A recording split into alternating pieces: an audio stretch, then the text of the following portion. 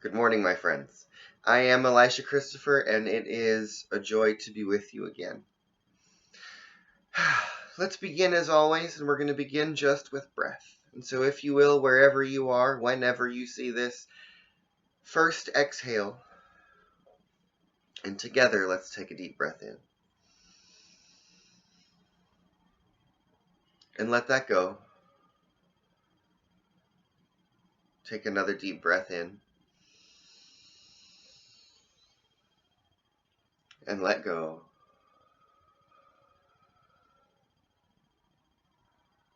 Take another deep breath in. And let go.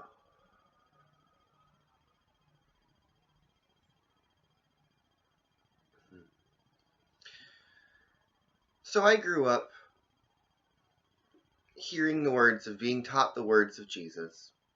And one of the phrases, one of the teachings that stood out to me my entire life, that still probably has some of the most meaning to me today, is these words from the Bible, from Jesus, who said, "Whenever two or more are gathered, there I am also." Over the course of my spiritual journey, I recognize that the I am presence is spirit. It is the one. It is the infinite. It is the creative potential. It is the healing life force. And that it exists and lives and breathes. It is the I am that I am. It is that which breathes me, which breathes each one of us. But when we come together with another individual around an intention, around an idea, when we come together around love, when we come together in spiritual community, when we come together around prayer, when we come together in relationship, whenever two or more are gathered or come together for a specific purpose, something more is born. Something more becomes available. Something greater than the sum of the parts emerges. And as you may or may not know, I have been fascinated for a number of years now by the work of Lynne McTaggart, who has written the book The Power of Eight. And in her work, she says this same principle, that whenever a group of people focus on the same thing at the same time, something more becomes available. That a small group of people can come around one individual, and through the power of their collective focus, of their collective energy, healing possibilities emerge. That when a group of people focus on one idea at the same time together, that something happens in the brain that causes us to have a greater sense of connection with each other, and that capacities of thought, capacities of energy, capacities of love, capacities of healing and understanding seem to open up and become available. That takes our collective attention in order to achieve or receive. Our theme this month, or this week, across CSL is Better Together. And I want to say today that we are more together. That we are more together than we are apart. You know, I was talking much through the month of July about this idea of the deep need for us as a society, especially in the moment and the world that we're living in, to shift from this independent and individualist thinking to a sort of interconnected and collectivist thinking. That, you know, we claim that it's all one, that all is God. And yet, I think more importantly than that, at this moment in the world, in our lives, in history, on the planet, more important than our oneness, which is an important and powerful concept, but I think within that, something that we can actually grasp and need to contemplate is not only our oneness and our connection, but our interconnection, but our interconnectedness, the way that we are all interwoven with each other. That, in a sense, every one of us is causing butterfly effects out from our choices that ripple out and have big impact everywhere. The butterfly effect is this idea that, a butterfly flapping its wings on one side of the planet can cause a hurricane on the other. And indeed, my friends, we are so interconnected in this world that little choices that you and I make every day can have major impact on other people and our nation and on the environment and on people around the world. That we are so deeply interconnected that I often think of our human society, our interactions with each other in the world as much being like a tapestry or a puzzle, where each one of us is a strand, each one of us is holding a piece. And each strand, each piece is whole and complete in and of itself. But it's actually part of something greater. And that something greater is the forward movement, is the evolution, is the spirit of life, is that which wants to emerge from the powers of our individuality combined. There's a beautiful word that comes from the Zulu language, from African philosophy, and the word is Ubuntu, and I'm probably not pronouncing it correctly. But Ubuntu or Ubuntu is a word that means being self through others. Or another way to translate Ubuntu is I am because of who we are. That the identity of me as an individual is actually based on who we are as a collective, as a family, as a village, as a community, as a movement, as a society.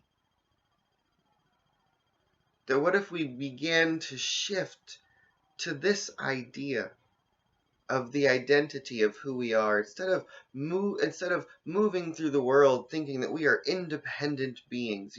We spent all of a month or so ago, our theme was mindfulness for mavericks, reminding us as new thought agents that we are unorthodox and independent thinking people.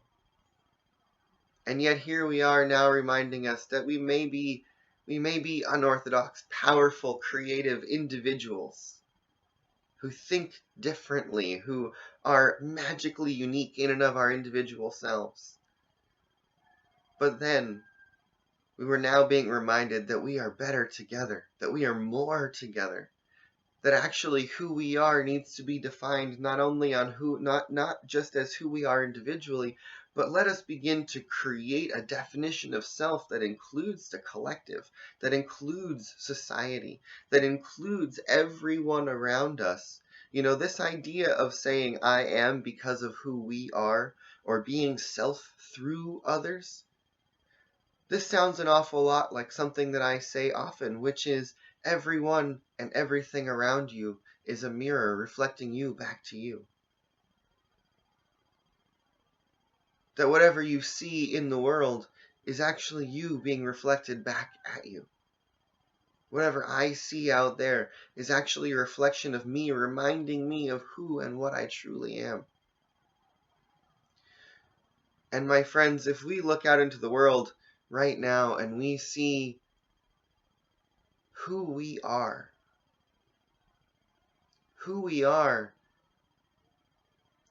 as a nation is in trouble. Who we are as a nation needs some deep reflection. Who we are as a world, as a species, how we interact with the planet.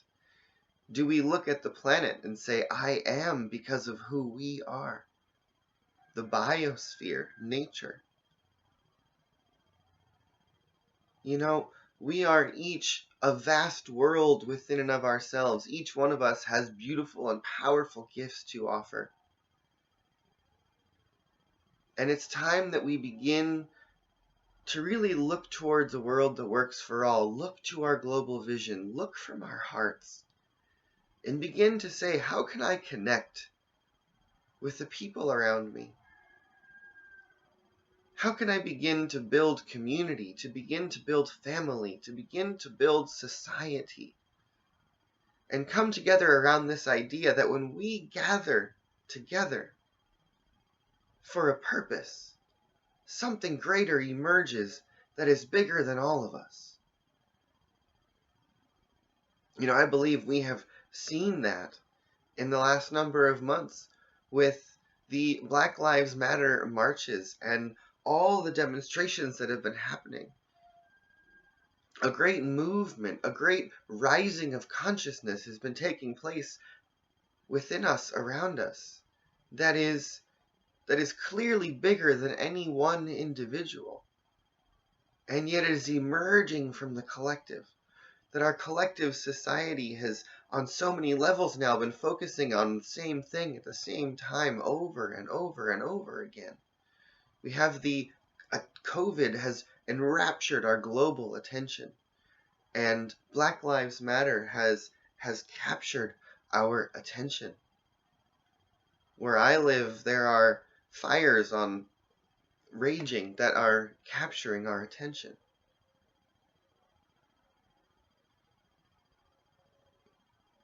There's someone in my very close circle who is dealing with some severe health issues and in ICU right now. And there's a group of us that are praying and gathering around her right now. And she has captured our attention. And I know that in any of these concentric circles of attention, that there's an entire network of minds, of souls, of hearts, paying attention to this healing that is necessary. And it's being called to us on a global level, on a national level, in our individual societies, and even in our individual lives. We're being called to connect. We're being called to look deeply and say, how can we find our identity in each other? We recognize that there is one who lives and breathes all of us, and that one is God, that one is the universe, that one is evolution, that one is life. And now I realize in this moment that we can find God anywhere that we look.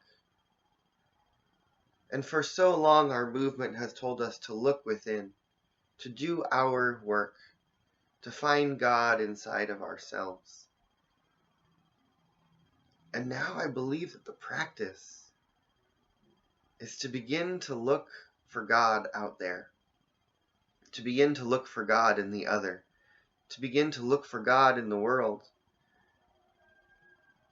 and to recognize that that which we seek will seek us. That which we look for will begin looking for us.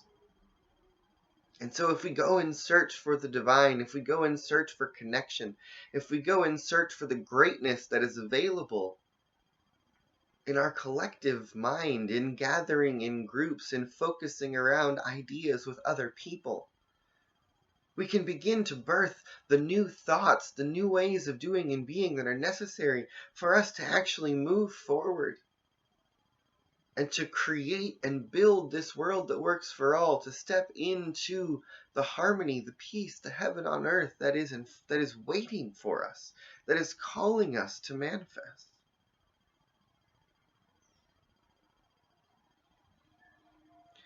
I really believe that there is a great power of mind that is simply waiting for us to activate it, that is simply waiting for us to participate with it. And I believe that there is a great spiritual law that says it is the I am and divine presence that lives within each one of us, and it has magnificent and great capacity. But the greater capacity is in recognizing that that divine that lives within me also lives within you. And that when we come together in the awareness that there is one spirit living through each one of us, and that each you and I are a particular angle, a particular slice, a particular perspective, a particular way, a refraction, a particular hologram through which that divine can reveal itself. And when I shine my light and you shine your light, a greater light becomes available based on our collective projection. And that we can march together, that we can stand together, that we can pray together. And that when we do, we open up something more. That is why in Science of Mind, we always encourage you to see a practitioner, to pray with someone. Because we know that there is a great power that lives within us, but that power is unlocked when we come together with someone else for the purpose of co-creation. It is in the power of two or more. It is in the power of the collective that we truly have access to God. I believe that that is why spiritual community is and always has been so important. That communal rituals, that ceremonies, that gathering together, that marching, that these are the ways that we bring about change. These are the ways that we open up possibility. It's when we come together as groups. It's when we come together with others on purpose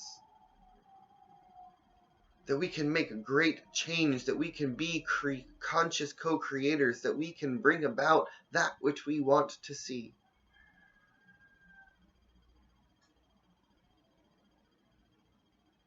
And I believe we've been watching this demonstration through our organization, through Centers for Spiritual Living for the last couple years. And I know I mention this often in my talks.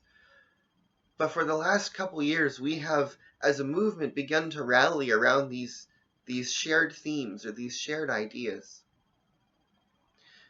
And I don't know if anyone else other than me has been paying attention closely, but the themes that we have been talking about this year, month by month, week by week, these came through visioning months ago or even a year ago, some of them. That groups of individuals within our movement came together to pray and to do visioning and to ask, what is the highest divine idea? What is it that we need to be addressing? What is it that we must speak to? And over the course of the last few months, as COVID began, as the death of George Floyd came upon us, as the Black Lives Matter movement exploded up around us, as our politics have become more and more divided, I find that almost every week, the topic that our collective chose for us to speak to, the title of our collective conversations, have been spot on. They've almost been pointing directly to the issues that are happening around us in the world.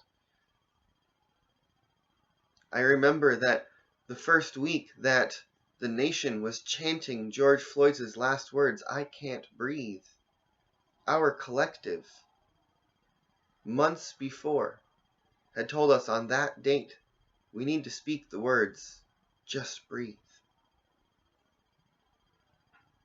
There is something wonderful seeking to express, and more often than not, I believe that it seeks to come through our collective. Yes, the individual is important. Yes, each one of us has a unique and powerful perspective to offer. Each one of us is holding a piece of the puzzle. Each one of us is one of the strands of this great tapestry. Each one of us is a drop. But together we are an ocean. We are a tapestry. We are a beautiful image. And it's time for us to begin to look through the eyes of the collective, to come together in spiritual community with each other, with individuals, with anyone in any way that we can, and begin to be together, to become the two or more, where the I am presence makes itself available. Let us begin to wake the power of the collective And know that as we recognize that it is God that is living and breathing each one of us, it is God that is living and breathing in all of us. Let us wake the one life in our awareness for the healing of the collective, for the healing of humanity, for the healing of our world.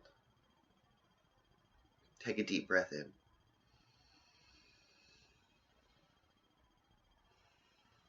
And so right here and right now, let us just be in the awareness that there is only one life.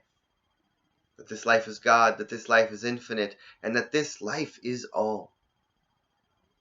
That this life lives and breathes in each one of us. And that each one of us are part of a greater body, of a greater I am, of a greater presence. Let us imagine for a moment that each one of us is like a star in the heavens, and that collectively we are a galaxy. That each one of us is like a cell. Collectively we are a body.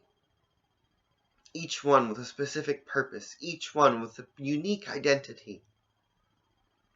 And yet there is something so much greater than the sum of the parts, who is actually who we are together.